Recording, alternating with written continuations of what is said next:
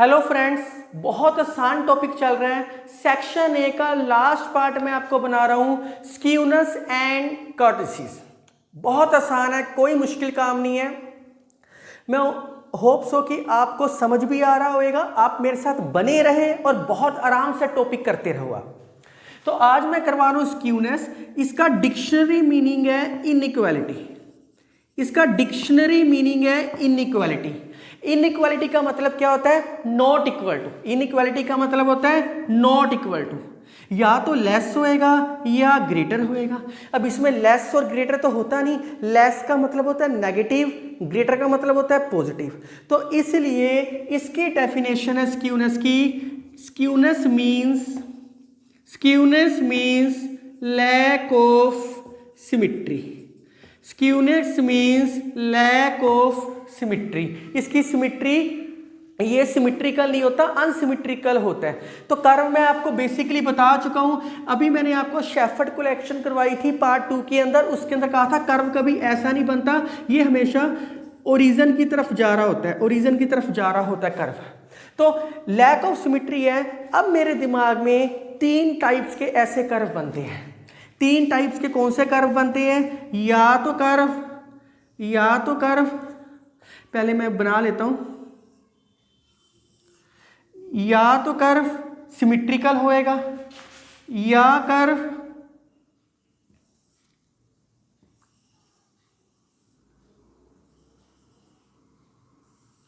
Unsymmetrical होएगा, ऐसा curve होएगा।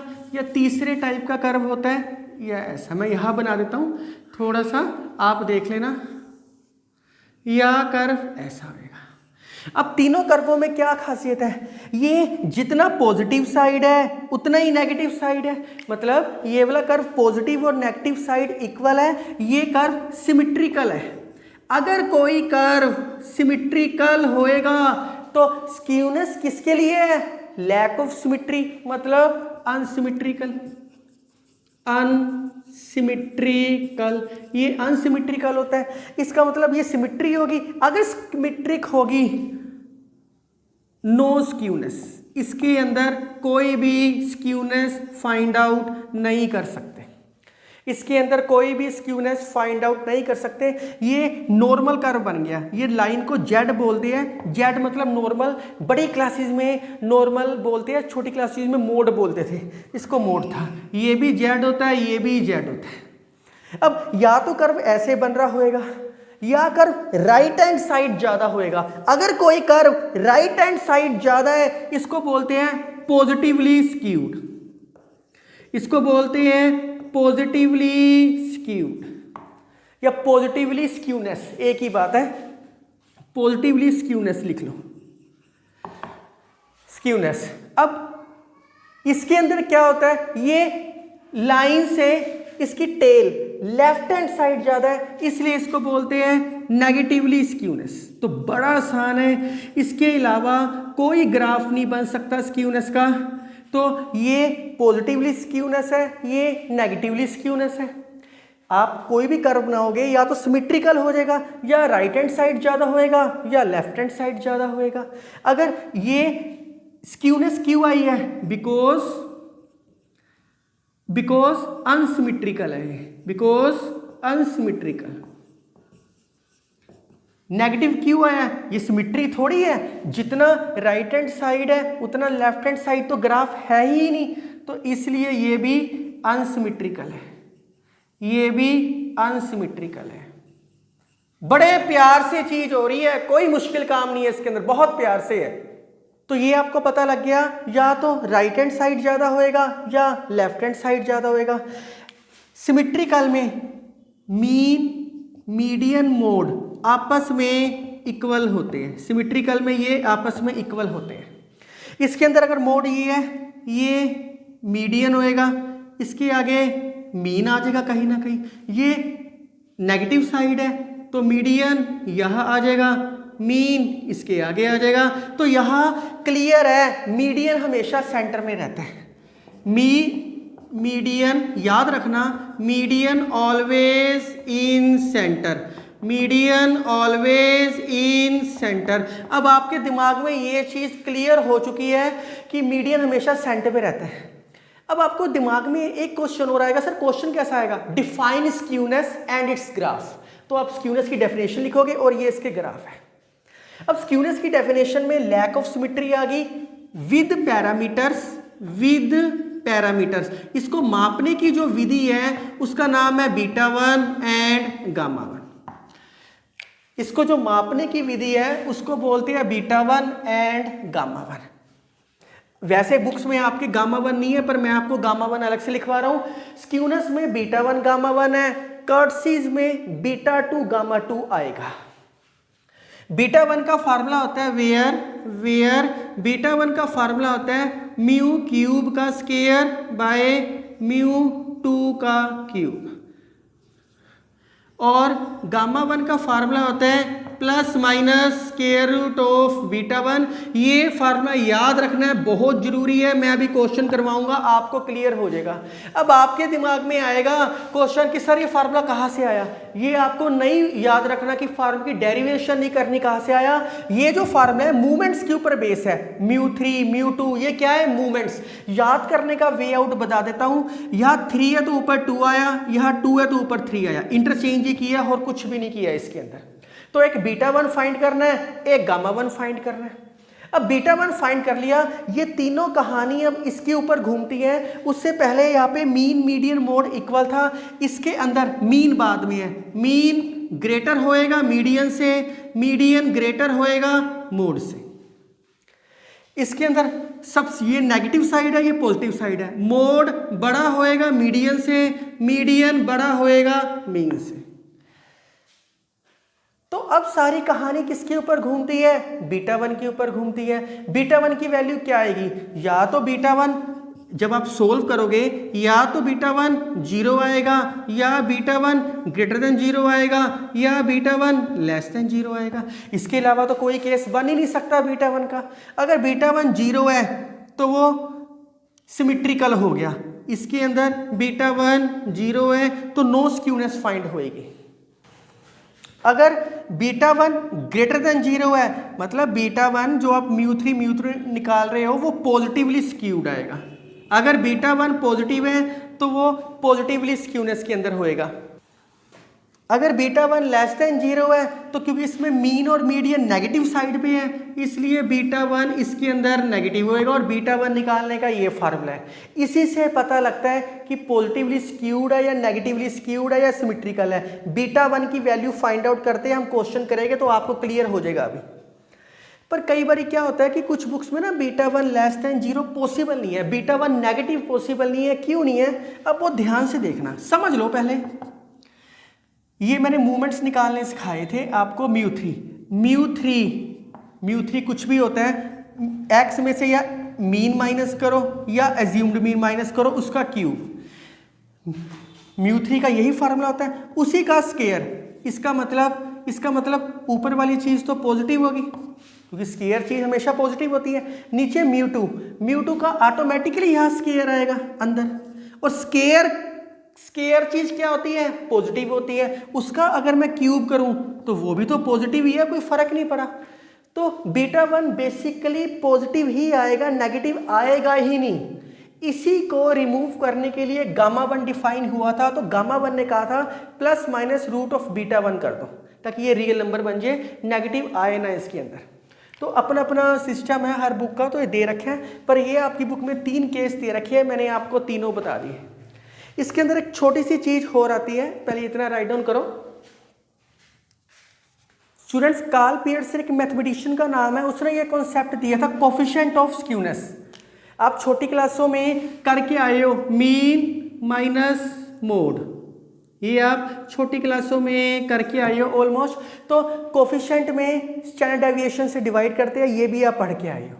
कई बार जब मोड नहीं गिवन होता तो आपने 10th क्लास में किया है। मोड का फार्मूला होता है 3 median minus 2 mean, 3 median minus 2 mean. तो आप इसको बहुत ध्यान से देखो, अगर मैं इसको इस तरीके से लिख दूं, कोफिशिएंट ऑफ स्क्यूनेस को जब मोड नहीं गिवन तो 3 मीडियन माइनस 2 मीन लिख सकते हैं इसको बाय स्टैंडर्ड डेविएशन। तो क्या हो गया, 3 mean minus 3 median by standard deviation, 3 common, mean minus median by standard deviation. इसलिए जो कर्टसीज है वो बीटा टू गामा टू पे है, वो 3 पे डिफाइन है। बेसिकली उसकी वैल्यू हम 3 पे चेक करते हैं, जो मैं अभी कर्टसीज करवाऊंगा।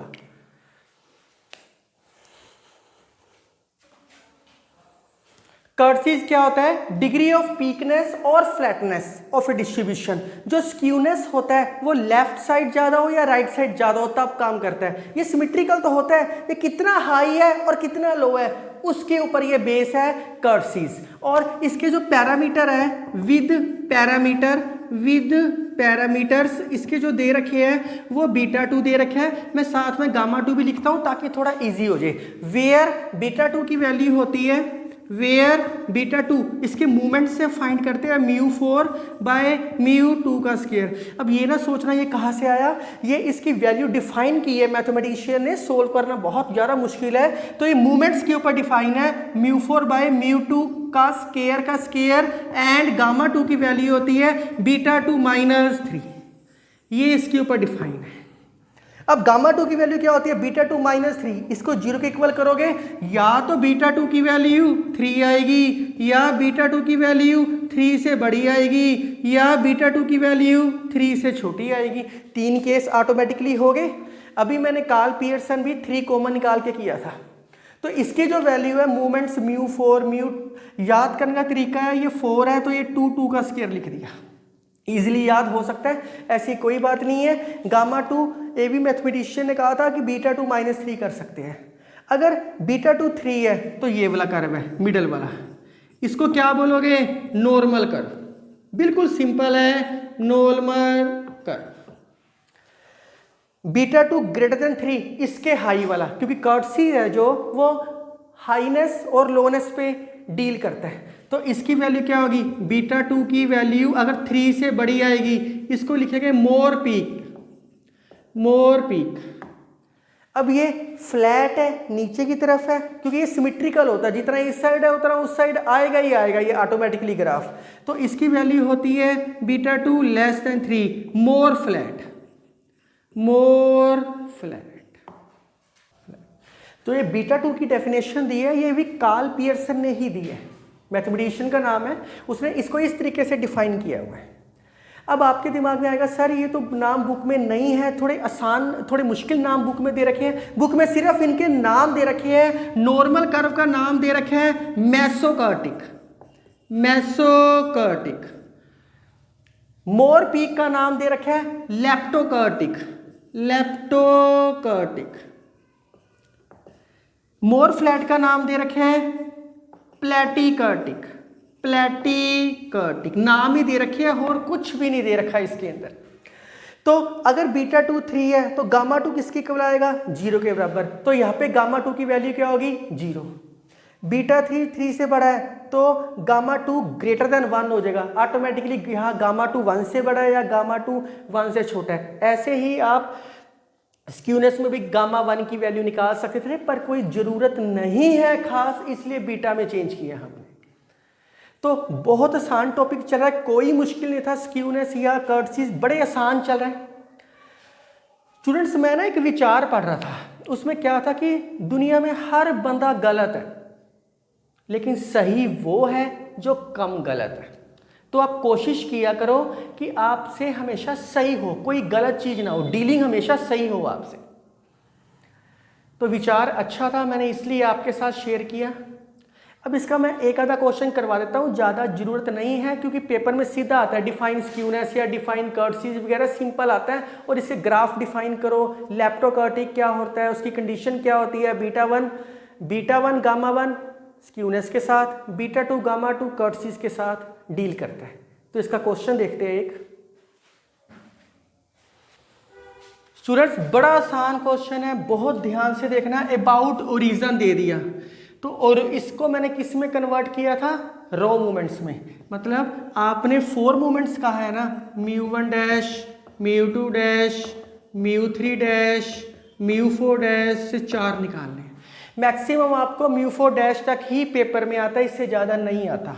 तो यहाँ पे मीन दे रखा है 10, ओरिजिन है इसलिए मीन का फार्मूला क्या मैंने लिखवाया है, μ1 डैश वो 10, डायरेक्ट ही निकल गया, कुछ समझना ही नहीं था।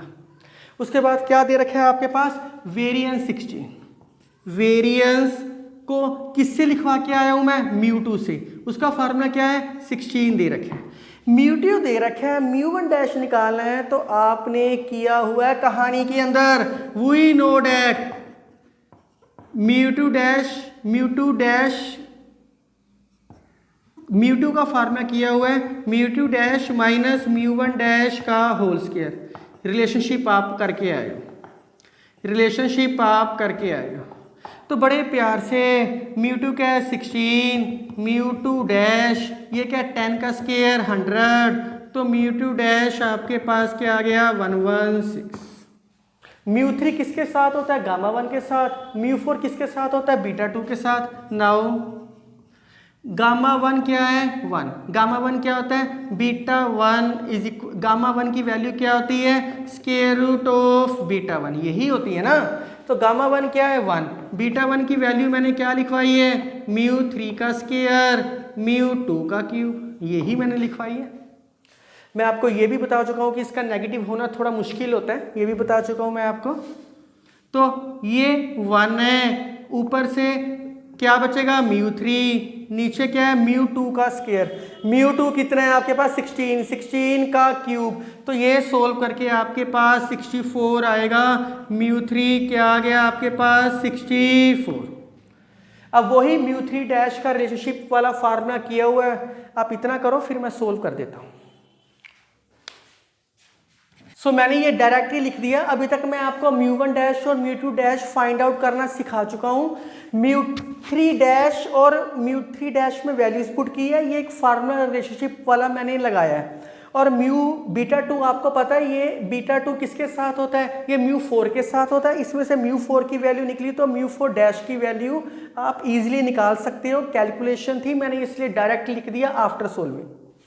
अब आपको उसने क्वेश्चन में कहा है कमेंट करना है स्क्यूनेस और कर्टसीज पे। वेरी सिंपल है, गामा 1 क्या है 1, तो क्लियरली बीटा 1 की वैल्यू क्या होगी ग्रेटर देन 0। क्यों, क्योंकि गामा 1 की वैल्यू क्या होती है स्क्वायर रूट ऑफ बीटा 1, तो बीटा 1 तो 0 से बड़ा होएगा ही होएगा। एक्चुअली में स्केयरिंग बोथ साइड कर लो, अपने आप पता लग जाएगा। तो इसका मतलब है बीटा 1 ग्रेटर देन 0 है, तो वो क्या पॉजिटिवली स्क्यूड। अब बीटा 2 की वैल्यू क्या है 4, यहाँ मेरे बीटा 2 की वैल्यू 4 है, ये 3 से बड़ी है, तो मतलब कि मोर पीक्ड है, लेप्टोकर्टिक है। तो कोई मुश्किल काम नहीं था। इसके अलावा अगर कोई क्वेश्चन है तो आप इजीली सोल्व आउट कर सकते हो, कोई प्रॉब्लम नहीं है। ये मैंने थ्योरी ऑफ प्रोबेबिलिटी में सेक्शन ए का पार्ट 3 करवाया है, इसी के साथ आपका सेक्शन ए खत्म हो गया। सेक्शन बी में पार्ट 1 बहुत ध्यान से समझने वाला है, क्योंकि रैंडम वेरिएबल करवाया है, वो बेसिकली +2 के साथ ही डील करता है। तो इस वीडियो में सिर्फ इतना ही। Thank you, take care.